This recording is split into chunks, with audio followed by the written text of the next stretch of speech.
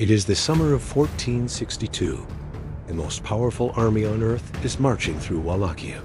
60,000 soldiers, maybe more, led by the Sultan who destroyed Constantinople. They have never lost. Not here, not anywhere.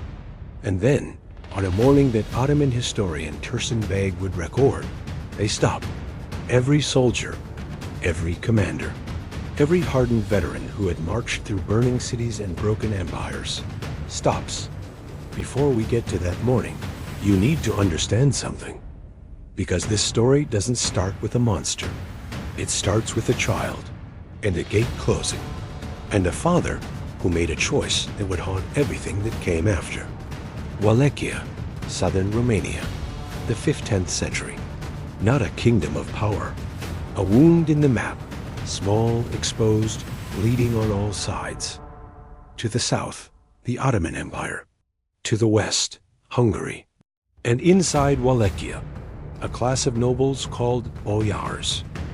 Wealthy, treacherous. His father was Vlad II, a knight of the Order of the Dragon. His father's name in history, Dracula, the dragon. The boy inherited half of it, Dracula, son of the dragon. By the time he becomes a man, everyone he trusts will be dead. If this is the kind of history that gets inside you, subscribe right now. Now, let's go back to where everything broke open. 1442. Vlad is 13. His younger brother Radu is 7. Their father has run out of options. The Sultan demanded collateral. He wants the boys. Vlad Dracula chooses the principality over the children. They are taken to Edirne, deep inside Ottoman territory. In 1447, a message arrived. His father had been assassinated.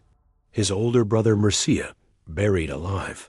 Vlad was 17, a prisoner, with no father, no brother, no throne, no protection. Think about what that does to a person. He spent years in exile, building a reputation. He even cultivated the court of John Hunyadi, the man connected to his father's murder. In 1456, Vlad III reclaimed the throne. The moment the gate closed behind him, the patience ended. His first target, the boyars, Easter Sunday, 1459. He invited hundreds of boyars to a feast. While they were eating, the soldiers entered. The older nobles were marched north to the ruins of Ponari. They carried stone until their backs gave out. They worked until they died. The castle they built still stands today. Vlad was not executing random people. He was executing a system that operated without consequences. Now, we talk about impalement. A long wooden stake, constructed to maximize the duration before death. Not minutes, hours. Vlad arranged them, by rank, by height, along roads and at borders, not chaos. Architecture, every stake a word. Inside Wallachia, crime collapsed, trade stabilized. The terror worked. What do you call a ruler whose methods are indefensible, but whose results were real? In 1461, he stopped paying tribute and launched a campaign into Ottoman territory. Then, he sent Mehmed II a sack containing 23,884 noses and ears.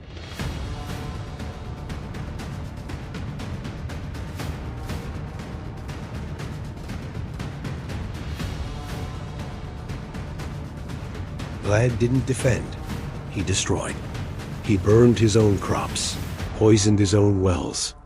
He turned the land itself into a weapon. In June 1462, Vlad's forces reached Mehmed's personal tent in a night raid. He nearly killed the Sultan in the dark. But Mehmed kept marching toward Târgoviște. And then they saw it. 20,000 impaled bodies arranged outside the capital. The army stopped. Mehmed II, conqueror of Constantinople, was astonished.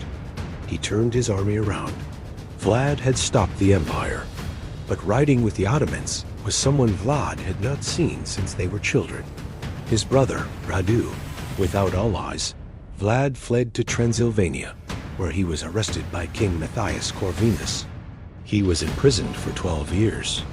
Vlad III was killed in battle around 1476. His head was sent to Constantinople, displayed by the Sultan. He was 45. Was he a monster? Yes. Was he a defender? Romania still says yes. He was born into blood and refused to let it be poured onto him. Monster? Defender? Tell me in the comments. Subscribe if you love history. We'll see you in the next one.